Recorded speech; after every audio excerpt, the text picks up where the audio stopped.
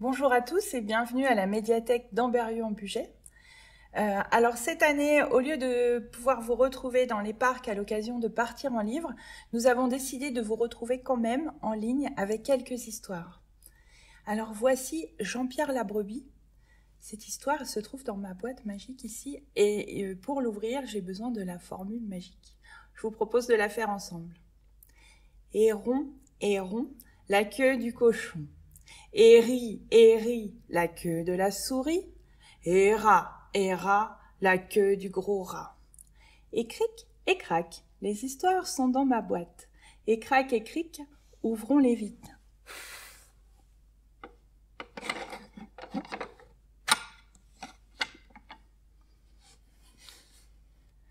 Voici Jean-Pierre la brebis.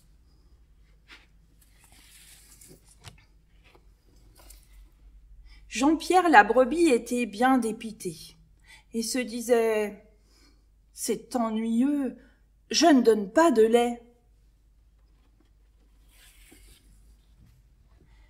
Toutes ses copines en avaient les pieds remplis. Blanca, Chabadabada, Spinozette, Georgette. Jean-Pierre s'interrogeait. « Et pourquoi moi, je n'y arrive pas ?» « Voyons, Jean-Pierre, grognait le berger, arrête donc de traîner cet air malheureux. »« Je ne sers à rien, soupirait Jean-Pierre. Je suis une brebis ratée. » Pourtant, Jean-Pierre sentait que le berger l'aimait bien. Il lui permettait de dormir à ses côtés les nuits d'orage et lui racontait même des histoires. C'étaient des histoires terrifiantes, peuplées de chèvres folles et de monstres noirs, pas vraiment des histoires pour petites brebis inquiètes. Mais Jean-Pierre écoutait gentiment pour ne pas le vexer.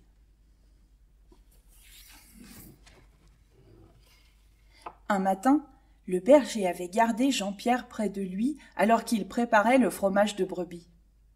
C'était un souvenir aussi délicieux que cruel. Qu'il était difficile de contempler le bonheur du vieil homme lorsqu'il touillait le lait pour le faire cailler. Mais que ça sentait bon! Jean-Pierre en avait eu des tourbillons dans le ventre. Moment de folie, le berger lui en avait donné à goûter. Jean-Pierre s'en était délecté. Quelle honte! Trouver le caillé plus savoureux que l'herbe!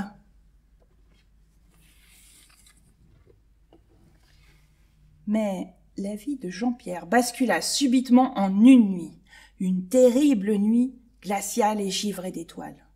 Un hurlement déchira l'obscurité réveillant tout le troupeau.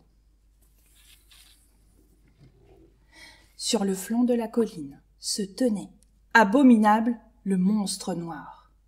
Ses crocs scintillaient sous la lune, sa langue violette palpitait entre ses affreuses babines, son pelage luisait comme une rivière maléfique. Le monstre allait toutes les dévorer. C'est alors que Jean-Pierre perdit toute prudence et s'élança follement sur le sombre animal. Toute la nuit, ils luttèrent. Au lever du jour, hors d'haleine, la fourrure toute tachée de sang, Jean-Pierre n'en revenait pas. Le monstre noir, épuisé, avait abandonné le combat. Quelle joie dans le troupeau! Comme elles étaient fières de leur Jean-Pierre, les petites brebis!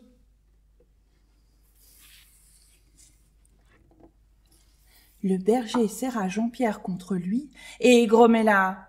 « Qui m'a dit que l'on ne tirerait jamais rien de toi? Cette nuit, Jean-Pierre, tu as risqué ta vie pour protéger le troupeau. Tu es le plus courageux des chiens de berger. » Un chien de berger? Se demanda Jean-Pierre la brebis. C'est quoi ça, un chien de berger?